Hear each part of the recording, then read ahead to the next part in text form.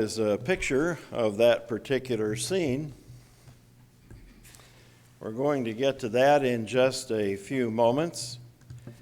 But first of all, we wanted to begin by pointing out that we have been going through some lessons from Isaiah, starting a couple of weeks ago with Isaiah 1 through 9, and then last Sunday night we did 10 through 17. At a certain point in Israel's history, which these two passages describe, the nation had become thoroughly disobedient. Let's just refresh our memories with a couple of verses from chapter 1 of Isaiah. First of all, let's look at verses 4 through 6 of chapter 1. And this will give us an idea of what the nation of Israel was like at this particular time. Alas, sinful nation, a people laden with iniquity, a brood of evildoers, children who are corrupters. They have forsaken the Lord, they have provoked to anger the Holy One of Israel. They have turned away backward. Why should you be stricken again? You will revolt more and more. The whole head is sick, and the whole heart faints. From the sole of the foot even to the head, there is no soundness in it, but wounds and bruises and putrefying sores. They have not been closed or bound up or soothed with ointment. That's from the first section that we considered. And then let's just do one verse from last Sunday night, Isaiah 1:15. When you spread out your hands, I will hide my eyes from you. Even though you make many prayers, I will not hear. Your hands are full of blood. Now, as this text continues, we come to verse 1, or chapter 1 and verse 18, where God says, "Come now and let us reason together." Now, we plan next Sunday evening to go into the rest of chapter 1 and to see what God reasons with them concerning. But here this morning, we just want to stop with this idea and consider it, even outside the text. Come now and let us reason together. This morning, we'd like to highlight the significance of logic and look at some lessons in logic. If this were simply a random universe, which many would try to have us believe, then why would we expect anything to be logical? What is there about matter that possesses intellect or emotion or conscience? Nature does not possess any of these things. Have you ever heard of a volcano apologizing for erupting? Do hurricanes and tornadoes avoid centers of populace because they know that they will destroy human lives and property? Oh, no, don't want to go there. Is that what they say? Does gravity occasionally relent and let somebody whose parachute fails to open just lightly touch down on the earth's surface? No, nature is what it is. It doesn't think. It doesn't reason. And if that's our source and origin, how do you explain logic? How do you explain intellect and emotion? However, God has intellect. He has emotions. He uses logic, as we see in Isaiah chapter 1 and verse 18.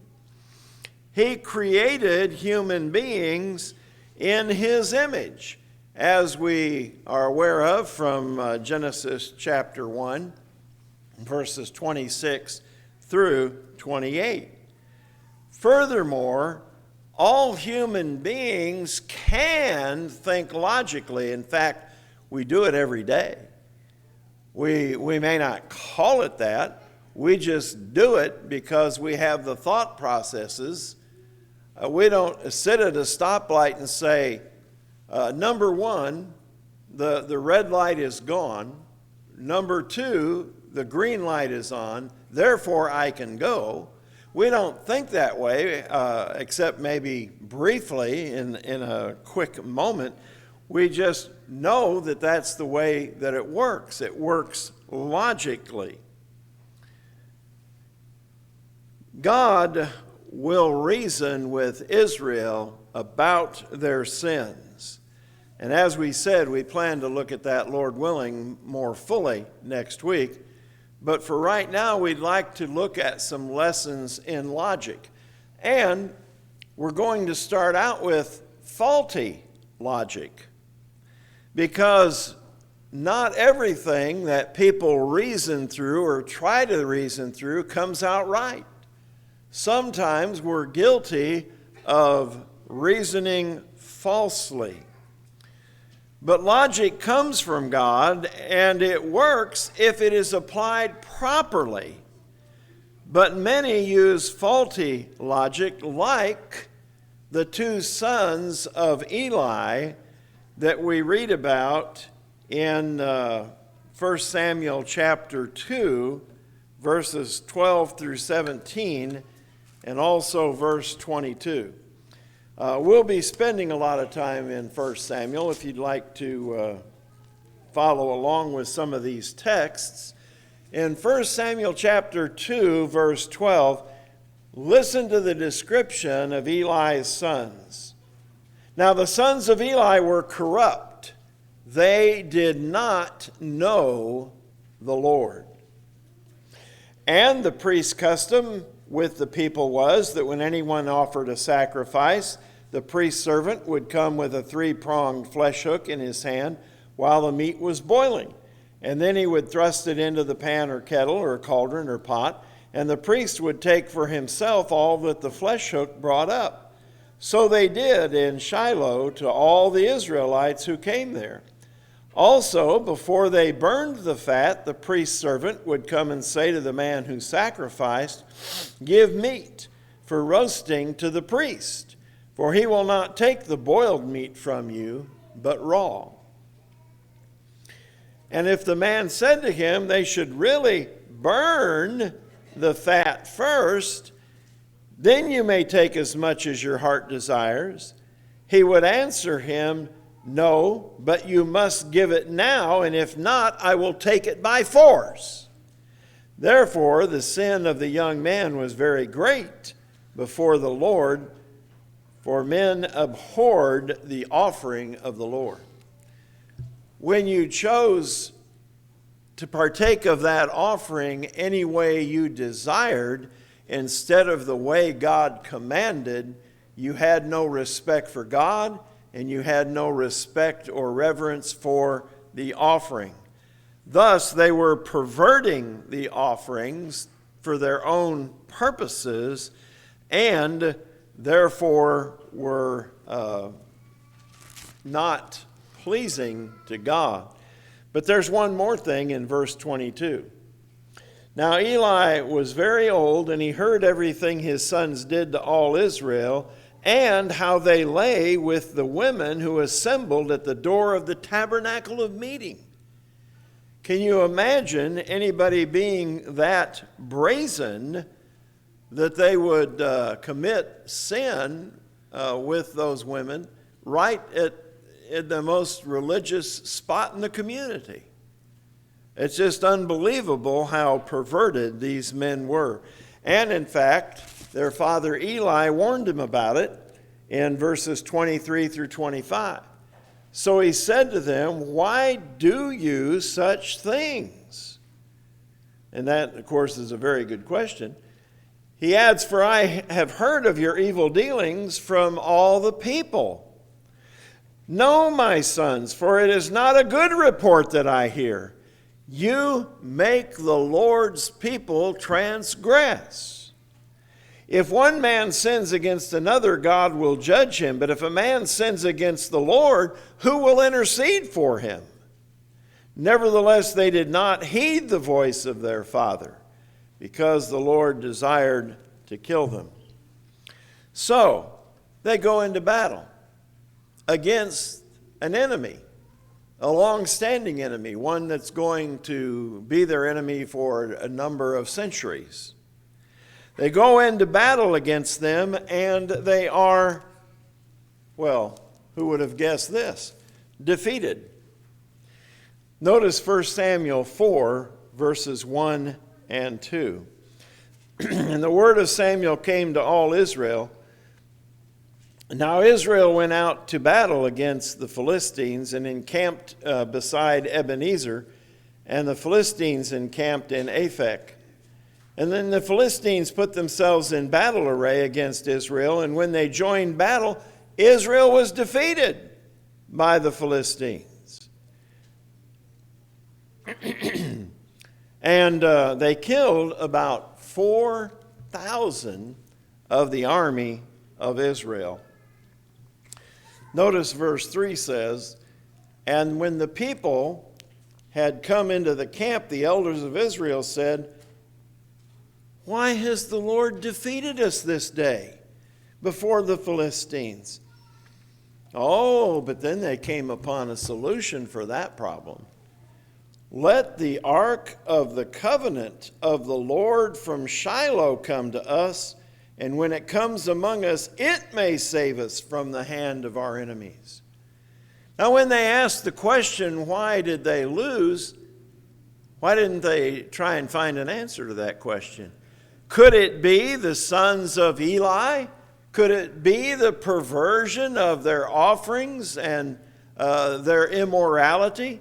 Could that have something to do with why they lost the battle? Apparently they did not question that.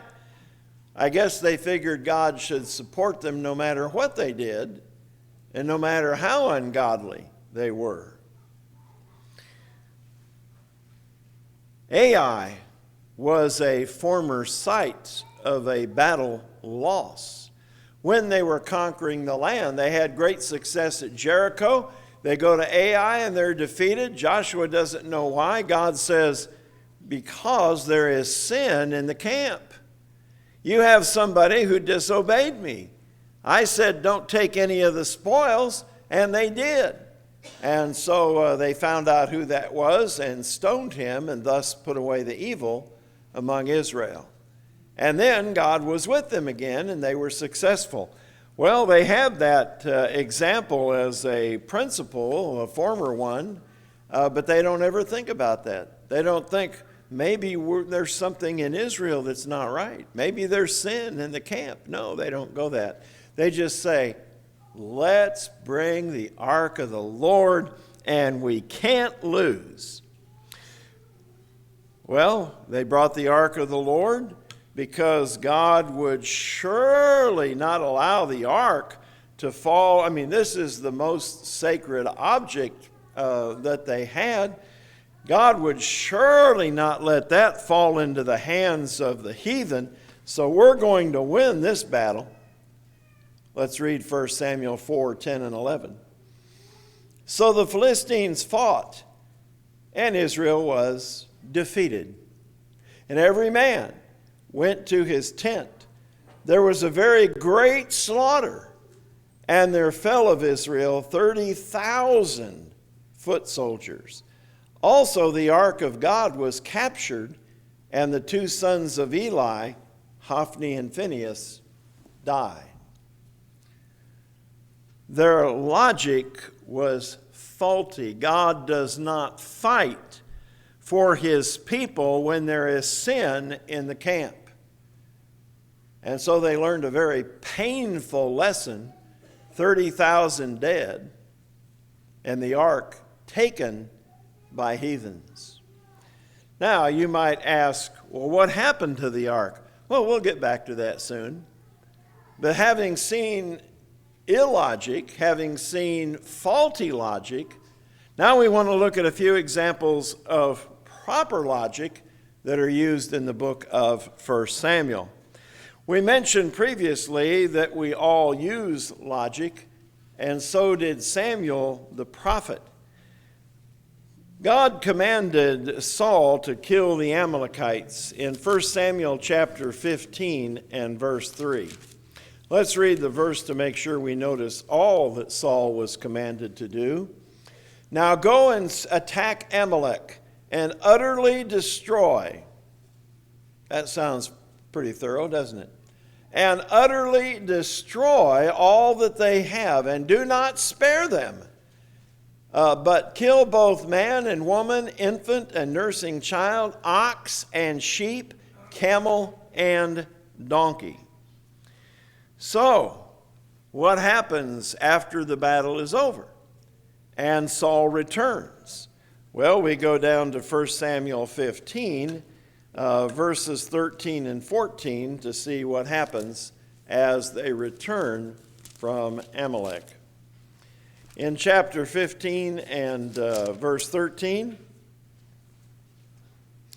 and Samuel went to Saul, and Saul said to him, Blessed are you of the Lord. I have performed the commandments of the Lord. And Samuel said, What then is the bleating of the oxen in my ears and the lowing of the oxen which I hear? Well, that's a logical thing, isn't it? If you destroyed all the animals, how come I hear animal sounds? I hear animal sounds. I know they are. And I know you were supposed to destroy them all. So why am I hearing them? Well, of course, Saul protested that he had kept the word of the Lord. But the evidence proved that Saul disobeyed the commandment of the Lord. And finally, in chapter 15, verse 24, he admits, I have sinned. It took a while to get there, though, but he finally admits that he has sinned. But there is a use of logic. The sounds of the animals tell me you didn't destroy them all. Second, we want to look at a situation involving Abigail. A little bit later in this book, David asked a man named Nabal if his men could share in the bounty of the harvest. Nabal flat out rejected that request. For this one, let's go to 1 Samuel chapter 25, verses 10 and 11. 1 Samuel 25, verses 10 and 11.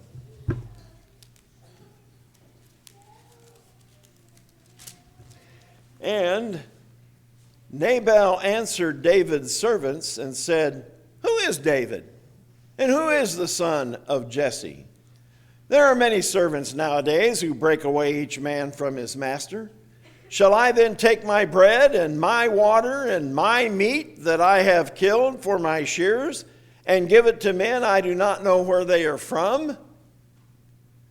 Well, how do you think David would respond to that? When David heard that incredibly insensitive response, we read in verse 13 that he said to his men, Every man, gird on your sword. So every man girded on his sword, and David also girded on his sword. And about 400 men went with David, and 200 stayed with the supplies. What do you think David was going to do? One of the young men in the service of Nabal drew a logical conclusion and told Nabal's wife, Abigail. She agreed with his analysis and brought food out to David along with an apology. And we see that in verses 25 and 26. Please let not my lord regard this scoundrel Nabal, for as his name is, so is he. Nabal is his name, and folly is with him. Nabal means fool. But I, your maidservant, did not see the young men of whom my lord, whom you sent. Now therefore, my lord, as the Lord lives, and as you, your soul lives, since the Lord has held you back from coming to bloodshed and from avenging yourself with your own hand, now then, let your enemies and those who seek harm for you be, my Lord, be as Nabal. David admits that this logic was correct. Notice verses 33 and 34. David says, "Blessed is your advice and blessed are you, because you have kept me this day from coming to bloodshed and from avenging myself with my own hand. For indeed, as the Lord God of Israel lives, who has kept me back from hurting you, unless you had hurried and come to meet me, surely by morning light no males would have been left to Nabal." The logic was proper. It was well grounded. It was spot on. And luckily, the proper action was taken. Now let's use a third example, and that is, we all know probably that David was not afraid of Goliath. We might ask the question, though, why not? David tells us the answer: because he's not circumcised. I've killed a lion and a bear, and this uncircumcised Philistine will be as one of them. In other words, David was a faithful child of God, and Goliath was not. He was not a part of the covenant, the sign of which was circumcision. So let's pick up with chapter 17 and verse 42.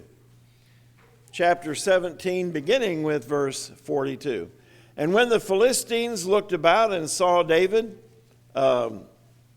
he disdained him, for he was only a youth, ruddy and good-looking. So the Philistines said to David, 'Am I a dog that you come to me with sticks?' And the Philistine cursed David by his gods. And the Philistine said to David, 'Come to me, and I will give your flesh to the birds of the air and the beasts of the field.' Then David said to the Philistine, 'You come to me with a sword, with a spear, and with a javelin, but I come to you in the name of the Lord of hosts.'" And that was all that David needed to come to the giant with.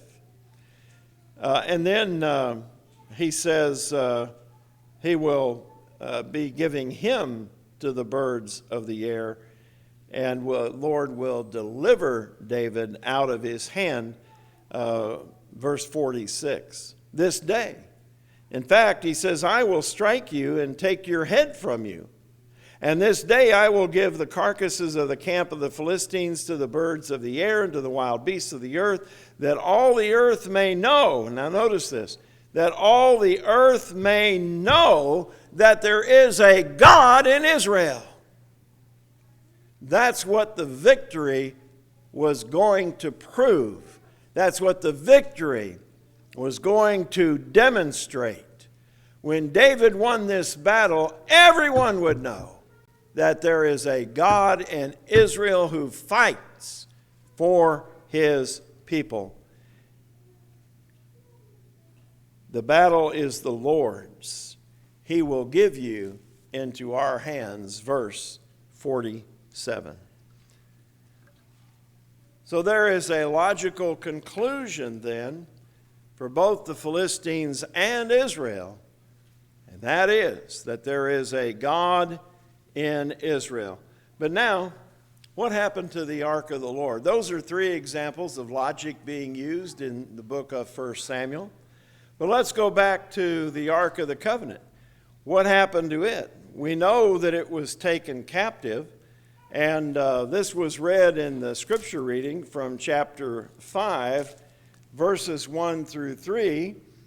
It was taken to Philistia and put into the house of Dagon, their god, and the next morning it was bowed down to the Ark of the Covenant. So they put it back up. Now, you know, if it's a god, why didn't you just say, get up? Well, he couldn't. Not a real God. So they set him back up. And then in verse 4, they woke the next morning, and there he was on the face to the ground before the ark of the Lord again. Only this time his head and both of his palms were broken off. Not much of a God left, was there? Now, only his torso was left. But wait, there's actually a little bit more than even this. Let's take a look at verses 6 through 10. Verses 6 through 10.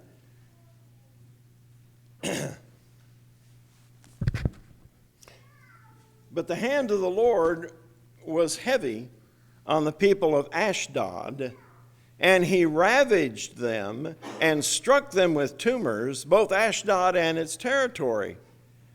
And when the men of Ashdod saw how it was, they said, the ark of the God of Israel must not remain with us, for his hand is harsh toward us, and Dagon our God. You think that was a logical conclusion? Yeah. They were using logic. They had figured it out. So what'd they do? They sent it to another Philistine city. The men of Ashdod said, the ark of God must not remain with us, verse 7, for his hand is harsh toward us, and Dagon our God. Therefore they sent and gathered themselves all the lords of the Philistines and said, what shall we do with the ark of God of Israel? And they answered, let the ark of the God of Israel be carried away to Gath. It's another city of the Philistines. So they carried the ark of God of Israel away. So it was, when they carried it away, that the hand of the Lord was against the city with a very great destruction, and he struck the men of the city, both small and great, with tumors, and broke out on them. Therefore they sent the ark of the God to Ekron. It's another Philistine city. So it was, the ark of God came to Ekron, and the Ekronites called out, saying, they have brought the ark of the God of Israel to us to kill us and our people. They couldn't figure out what to do with it. They knew, however, logically, that God was smiting them because they had his holy object, the Ark of the Covenant. So they knew the reason. And so they debated as to what they should do, but they knew God was afflicting them. Let's look at chapter 6, verses 6 through 8. Why then do you harden your hearts as the Egyptians and Pharaoh hardened their hearts? Oh, they've heard about what happened in Egypt. That was a long time ago, but they haven't forgotten. That was maybe 300 or 400 years ago. But they haven't forgotten what happened to Pharaoh in Egypt, and they haven't forgotten that Pharaoh hardened his heart to bring it about. When he did mighty things among them, did they not let the people go, that they might depart? Now, therefore, make a new cart, take 2 milk cows, which have never been yoked, and hitch the cows to the cart, and take the calves home away from them. And then take the ark of the Lord, and set it on the cart, and put the articles of gold, which you are returning to him as a trespass offering, in a chest by its side, and then send it away and let it go. So their solution is to send the ark back to Israel rather than have all their cities destroyed, which is a good thing that they decided to do. But notice they set up their own logic test. Let's read verses 9 through 12. They're supposed to watch this to see where the cart goes. Then the men did so. They took 2 milk cows and hitched them to the cart, verse 10, and shut up their calves at home. And they set up the ark of the Lord on the cart and the chests with the golden rats and the images of their tumors. And then the cows headed straight for the road to Beth Shemesh and went along the highway, lowing as they went, and did not turn aside to the right hand or the left. And the lords of the Philistines went after them to the border of Beth Shemesh. Now, let's go back to verse 9, because I want to notice what kind of logic test this was. If it goes up the road to its own territory, to Beth Shemesh, then he, meaning God, has done us this great evil. But if not, then we shall know that it is not his hand that struck us. It happened to us by chance. Well, 2 possible explanations. All of these things that have been happening to us, all of the tumors afflicting men, that could be because God did it, but maybe it was just by chance. Maybe it's just coincidence. So they set up the test, and they decide if it goes this direction, it was God who did it. If it went that direction, it was just by chance. And they watched it, and it went to where they knew that God had done it. All that happened to them then was not by chance, but it was God's own doing. And so when the 5 lords of the Philistines had seen it, they returned to Ekron the same day. But they did not learn. From the logic they claimed they would follow. They reasoned correctly on getting rid of the plagues, but shortly thereafter, here they are out attacking the Israelites again in chapter 7. So the Philistines did not learn the lesson in logic, and it was their own system.